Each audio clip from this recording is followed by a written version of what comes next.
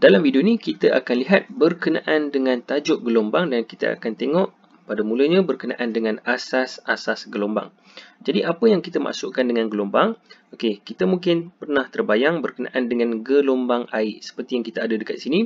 Ini adalah contoh gelombang air yang mana air jatuh kemudian dia akan menghasilkan gelombang. Okey, dia akan menghasilkan gelombang yang keluar daripada air tersebut. Okey, ini contoh yang pertama dan yang kedua.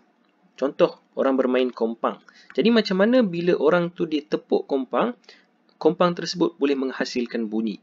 Okey, jadi kalau kita perhatikan dengan lebih dekat ya, sebenarnya bila kita tepuk kompang tu, contoh ini adalah kompang. Okey, jadi bila kita tepuk tangan kita pada kompang ini, kita tepukkan dia, maka kompang tersebut dia akan bergetar. Okey, dia akan bergetar, maka dia akan menyebabkan zarah-zarah udara ini dia bergerak juga. Okey, dia bergerak dan dia akan menghala kepada telinga kita dan sebab itulah kita boleh dengar bunyi kompang ini. Okey, jadi kita tengok pada contoh di bawah. Okey, kita tengok pada contoh dekat bawah ni.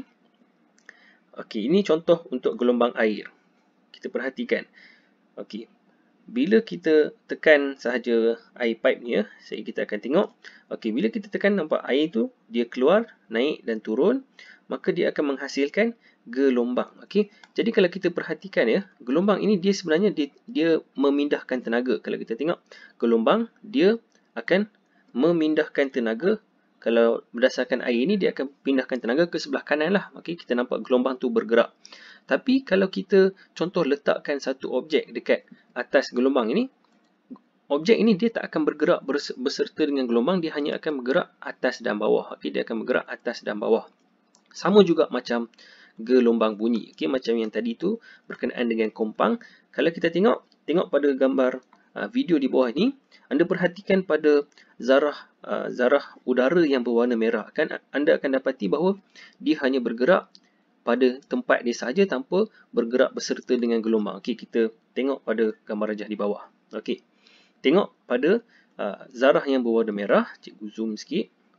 Okey, perhatikan pada zarah yang berwarna merah.